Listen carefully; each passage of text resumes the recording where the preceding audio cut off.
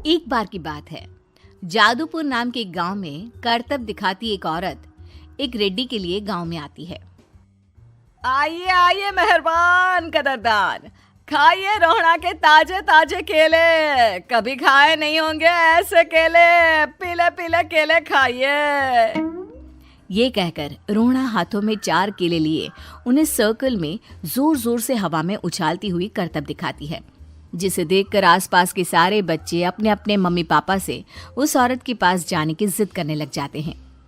पापा, ऐसा तो सर्कस में बॉल से होता है ना, ये आंटी तो केले से कर रही है। चलिए ना पापा, देखते हैं।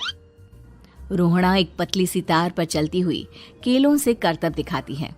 आते जाते सभी लोग बाहर रुककर उसके करतब देखते हैं और वाह वाही करते नहीं थकते।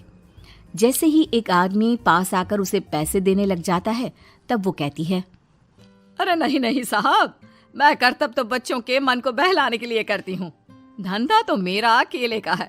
पीछे देखो मेरी रिड्डी, जो भी मेरे केले खाएगा मेरी तरह चुस्त दुरुस्त और तंदुरुस्त हो जाएगा। पता चलता है क्या कि मेरी उम्र 55 की है। अरे पर ऐसे ठंड के मौसम में कोई केला क्यों खाएगा?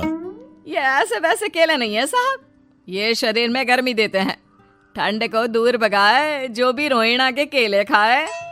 पापा, अगर मुझे केले नहीं मिले तो मैं घर नहीं जाऊंगी। तभी उसके पापा कहते हैं कि बेटा, केले ठंड में कभी गर्मी नहीं देते। ये सब कहने की बातें हैं, सामान बेचने का तरीका है इनका। पर पिंकी नहीं मानती। मैं केले खाऊंगी। पिंकी की जिद के आगे नत्थू हार जाता है और उसे केले खरीद कर दे देता है। पिंकी खुश होकर केले घर ले आकर खाती है। अब मैं भी करतब करूंगी, कितना मजा आएगा। जादुई केले।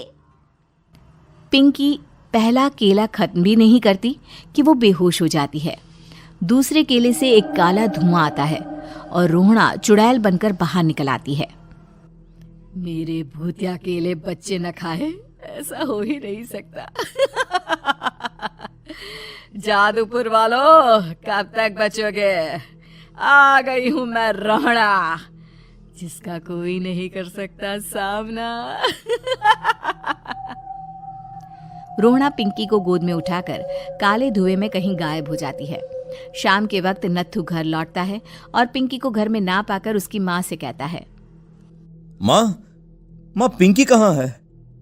अरे बेटा, उसे तो तू सुबह करतब दिखाने ले गया था ना, फिर कहाँ वापस आए तुम दोनों? मुझे लगा तू उसे अपने साथ मंडी ले गया होगा। हे भगवान, मेरी बच्ची कहाँ गई? मैं उसे घर ही तो छोड़कर गया था माँ। नत्थू गांव के घर कोने में अपनी बेटी को ढूंढता है, पर उसे वो कहीं नहीं मिलती। परेशान होकर आखिर रो रो कर नत्थू हिम्मत हार कर घर लौट आता है। अगली सुबह रोहड़ा फिर से करतब दिखाने आती है और इस बार पिंकी की तरह रोनी केले खरीद लेता है। 50 रुपए दिए थे पापा ने, सारे पैसों की मैंने केले खरीद लिए हैं। अब मैं भी आंटी की तरह ही करतबबाज बन जाऊंगा। यही सोचते हुए रोनी केले खाता है और पहला अकेला केला आधा खत्म भी नहीं करता कि चुड़ैल उसके सामने आ जाती है। मेरे साथ चलने का समय आ गया है रोनी। ये तो बस शुरुआत है। अब इस गांव के सारे बच्चे धीरे धीरे मेरे कब्जे में होंगे, एक बच्चा भी नहीं बचेगा।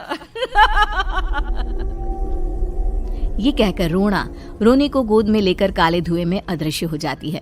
इसके बाद हर रोज गांव में से कोई ना कोई बच्चा गायब होता, पर ऐसा क्यों हो रहा है किसी को भी समझ में नहीं आ पा रहा था। रोज की तरह अपनी बेटी पिंकी की तलाश में नत्थू गांव के एक तालाब के पास बैठा रो रहा था। कहाँ गई मेरी पिंकी?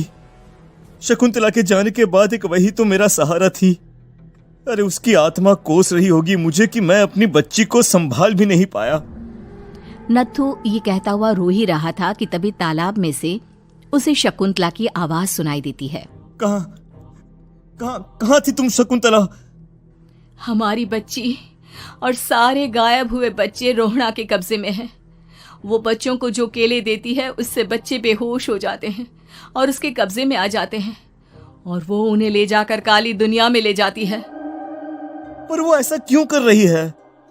ये मैं नहीं जानती, पर उस दुनिया का रास्ता मैं आपको बता सकती हूँ। जहां ये नदी खत्म होती है वहां एक केले का पेड़ है, उसके नीचे एक दरवाजा है, वहीं से रास्ता जाता है उस दुनिया का। ये कहकर शकुंतला की आत्मा गायब हो जाती है। गांव के सभी लोग झुंड बनाकर उसी रास्ते से काली दुनिया में चले जाते हैं और वहां देखते हैं कि सारे बच्चे वहां काम कर रहे थे। पापा मुझे ले चलो यहाँ से। पापा पापा। सभी बच्चे अपने मम्मी पापा से लिपट जाते हैं। तो तुम लोग यहाँ तक आ गए? क्यों हमारे बच्चों को पकड़ लिया तूने? तुझे शिकार ही बनाना है तो ले, हम सब आ गए हैं, हमें खा ले। नहीं, मुझे बच्चे चाहिए। मेरे बच्चे के बदले तुम लोगों के बच्चे। क्या मतलब? मैं इसी गांव में रहने वाली एक औरत थी। केले की चोरी के इल्जाम में मेरे बेटे को गांव वालों ने इतना मारा कि वो मर गया। उसी दिन मैंने ठान लिया कि गांव वालों का भी वही हाल करूंगी। कुछ दिन बाद बेटे के चले जाने के दुख में मैं भी मर गई और मेरी भटकती आत्मा एक चुड़ैल बन गई। और फिर मैंने बदला लिया तुम सबके बच्चे छीनकर। बर्दाश्त नहीं कर पाए ना? सोचो मुझ पर क्या बीती होगी। हमें माफ कर दो रोना। पता नहीं ये किसकी गलती थी, पर हम सभी माफी मांगते हैं। हमारी खुशियां लौटा दो, तुम भी तो एक माँ हो। गांव वालों की बात सुनकर रोना का मन पिघल जाता है और वो बच्चों को छोड़ देती है। उसके बाद काली दुनिया बच्चों के लिए जादुई दुनिया बन जाती है। अब कोई भी कभी भी वहां आ जा सकता था।